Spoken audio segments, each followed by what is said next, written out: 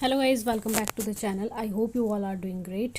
आज हम शुरू करने वाले हैं इंडियन ज्योग्राफी, जिसमें जो है आपके ज्योग्राफी के जितने भी इम्पोर्टेंट क्वेश्चंस बन सकते हैं एग्ज़ाम में, उनको हम एक एक करके डिस्कस करेंगे। और ये जो इंडियन ज्योग्राफी की जो वीडियो है ये आपको 2 या 3 पार्ट्स में देखने को मिलेगी।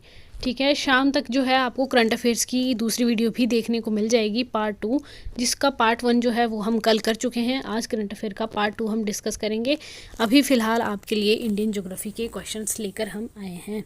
चलिए शुरू करते हैं। और आज का फर्स्ट क्वेश्चन है, भारत किस देश के साथ सबसे लंबी सीमा साझा करता है? तो भारत जो है सबसे लंबी सीमा साझा करता है बांग्लादेश के साथ। Option C is the right answer. पहले भी क्वेश्चन पूछा गया है, रिपीटेड क्वेश्चन है, फिर से आपसे एग्जाम में पूछा जा सकता है। ठीक है, भारत नेपाल के साथ भी बाउंड्री शेयर करता है, चीन के साथ भी करता है और भूटान के साथ भी करता है, लेकिन सबसे ज़्यादा अगर अपनी सीमा किसी के साथ साझा करता है तो वो है बांग्लादेश।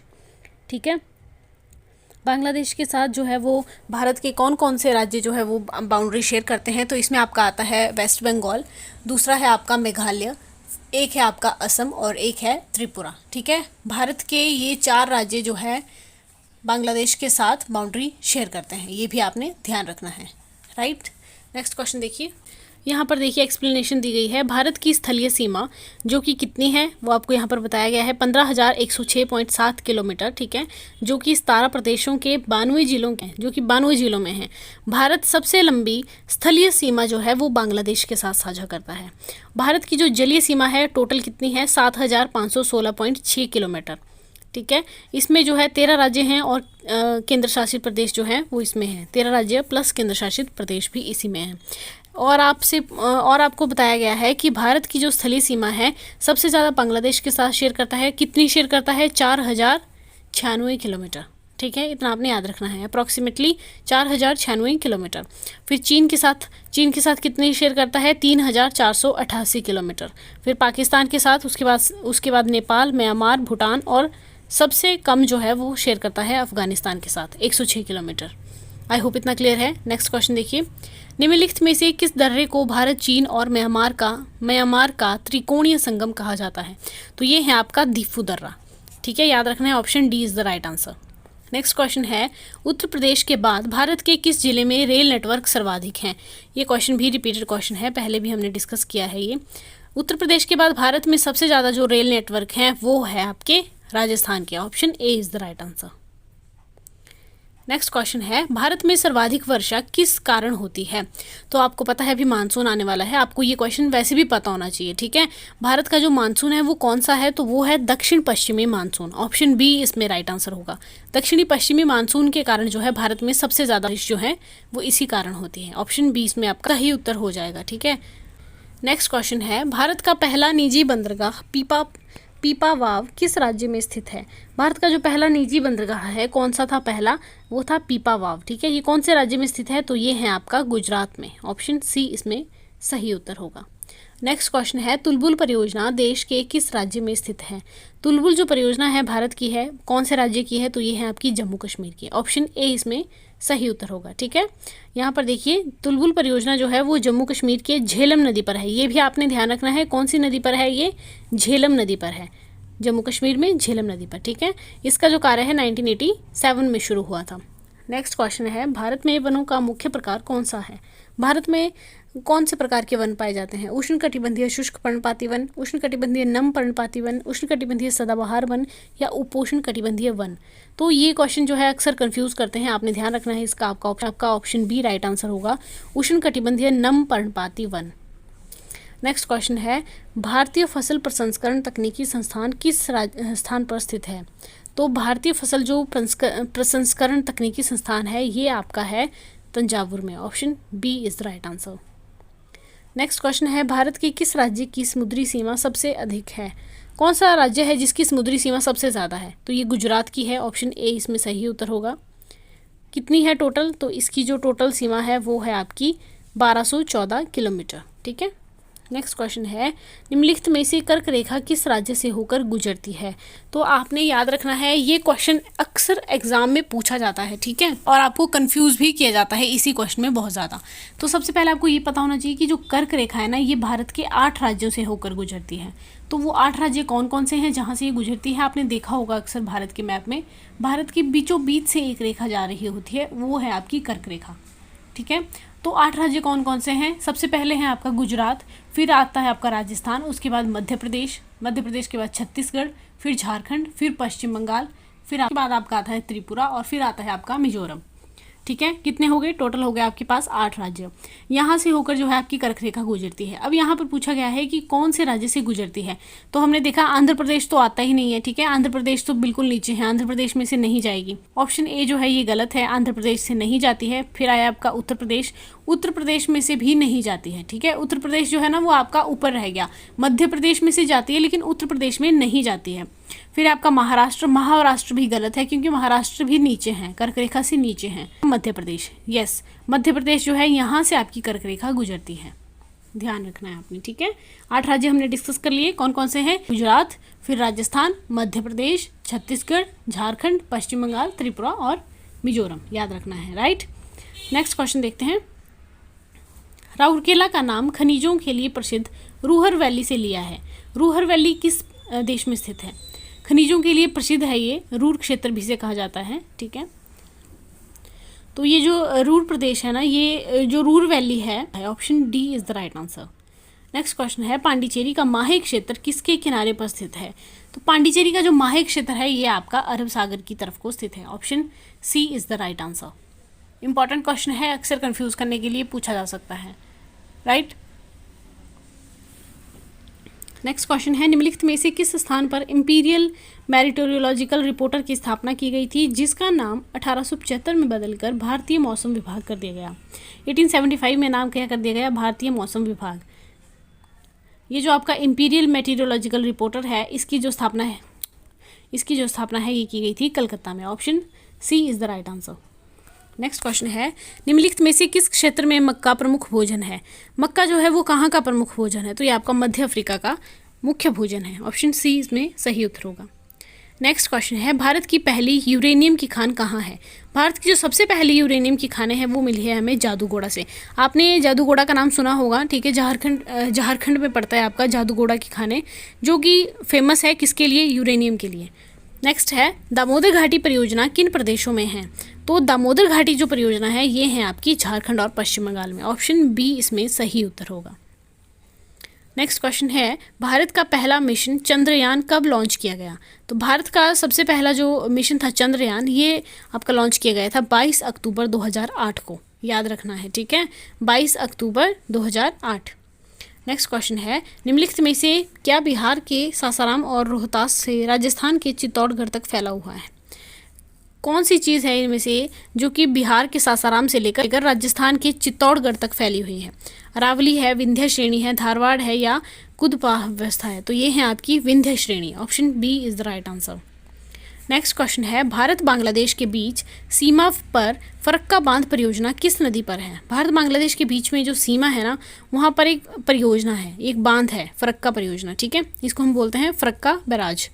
ये जो है आपकी गंगा नदी पर है, ऑप्शन ए इसमें सही उत्तर होगा। नेक्स्ट क्वेश्चन देखते हैं, निम्नलिखित में से कौन सा पहला भारतीय उत्पाद था जिसे सुरक्षित भौगोलिक चिन्ह, प्रोटेक्टेड ज्योग्राफिक इंडिकेटर, यहाँ पे आपको कंफ्यूज करने के लिए दिया गया है।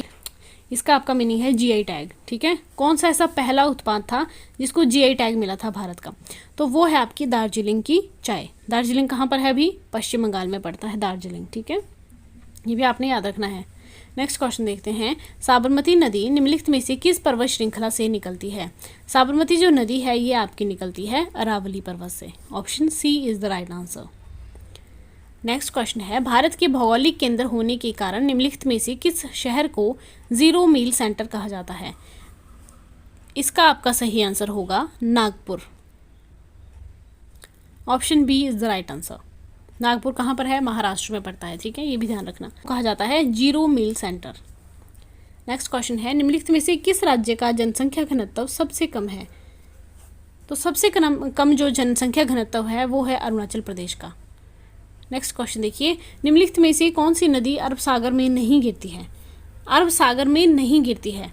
नर्मदा नदी, हमने देखा कि नर्मदा नदी अरब सागर में गिरती है। तापी नदी ये भी अरब सागर में गिरती है। साबरमती नदी ये भी अरब सागर में गिरती है, लेकिन गोदावरी जो नदी है ये अरब सागर में नहीं गिरती है। नेक्स्ट क्वेश्चन है सैडल पीक राष्ट्रीय उद्यान किस केंद्र शासित प्रदेश में है? तो सैडल पीक जो है ये आपका पड़ता है अंडमान और निकोबार द्वीप समूह में। Option C is the right answer. Next question है आपका निम्नलिखित में से दक्कन का पठार सबसे बड़ा जल प्रवाह सिस्टम है। निम्नलिखित में से दक्कन पठार का सबसे बड़ा जल प्रवाह सिस्टम है।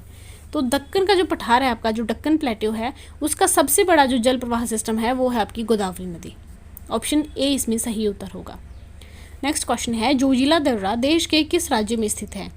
तो जोजिला जो दर्रा है ये आपका पड़ता है जम्मू कश्मीर में। Option A is the right answer.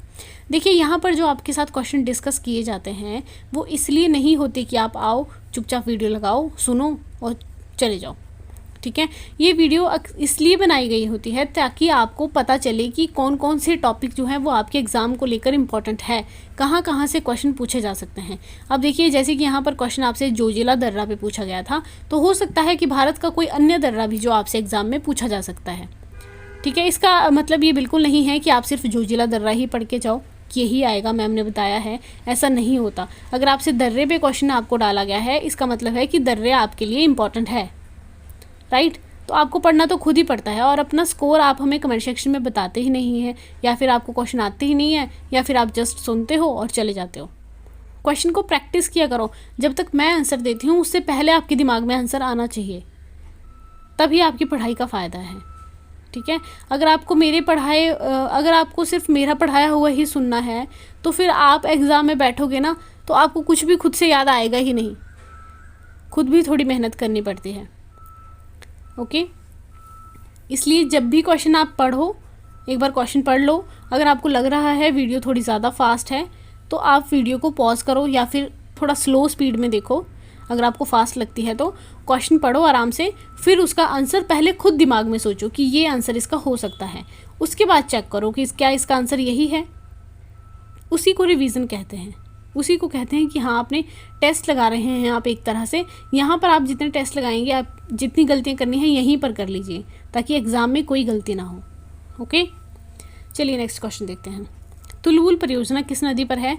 ये हमने डिस्कस कर लिया, झेलम नदी पर है जम्मू कश्मीर में। नेक्स्ट क्वेश्चन है दामोदर घाटी परियोजना किन प्रदेशों में है? तो दामोदर घाटी परियोजना भी हमने डिस्कस कर लिया, झारखंड और पश्चिम बंगाल में है। क्वेश्चन रिपीट हो गए हैं यहाँ पर। निम्नलिखित में से किन उत्तर पूर्वी राज्यों से कर्क रेखा गुजरती है? अब यहाँ पर क्या पूछा गया है? उत्तर पूर्वी राज्य, नॉर्थ ईस्ट की जो स्टेट्स हैं, ठीक है, कंफ्यूज नहीं होना है। नॉर्थ ईस्ट की स्टेट्स पूछा गया है, किन में से कर्क रेखा गुजरती हैं। अब आप मुझे बताएंगे, मैंने आपको बता दिया था उस टाइम कि 8 राज्य हैं जहाँ से कर्क रेखा गुजरती है। मैंने आपको नाम भी बताए थे 8 के 8 राज्यों के, ठीक है। उनमें से अब आपने मुझे ये बताना है कि उत्तर पूर्वी राज्य कौन से हैं जहाँ से कर्क रेखा गुजरती है। चलिए एक छोटा सा हिंट मैं आपको इसमें दे देती हूँ कि जो आपके उत्तर पूर्वी जो राज्य हैं उसमें आपकी 7 सिस्टर्स आती हैं। 7 सिस्टर स्टेट्स जिनको हम कहते हैं वो आते हैं इसमें। अब आप मुझे इसका आंसर खुद बताएंगे। क्वेश्चन देखिए, बेतला राष्ट्रीय उद्यान किस राज्य में स्थित है? बेतला जो राष्ट्रीय उद्यान है ये आपका झारखंड में पड़ता है। ऑप्शन बी इसमें सही उत्तर होगा। नेक्स्ट क्वेश्चन है भारत में किस राज्य द्वारा रबड़ का उत्पादन सबसे अधिक किया जाता है? सबसे अधिक जो रबड़ का उत्पादन है वो किया जाता है केरला के द्वारा। Option B is the right answer. Next question है आपका भारत के अंडमान व निकोबार द्वीप की समुद्री सीमा किसके साथ लगती है? थाईलैंड के साथ, Thailand Indonesia, Thailand Sri Lanka Indonesia, Thailand और श्रीलंका। पता भी होना चाहिए सबसे पहले आपको कि अंडमान निकोबार किस तरफ है, लक्षद्वीप किस तरफ है। ऐसा नहीं है कि आपने बस गए, क्वेश्चन पढ़ा, आंखें मूंद के आंसर टिक करके वापस आ गए, ऐसा नहीं करना है, ठीक है। अपने दिमाग में एक इमेज बनाइए कि ये आपका कि ये इस तरह से आपका भारत है, ये आपके 7 सिस्टर्स हैं यहाँ पे, ठीक है।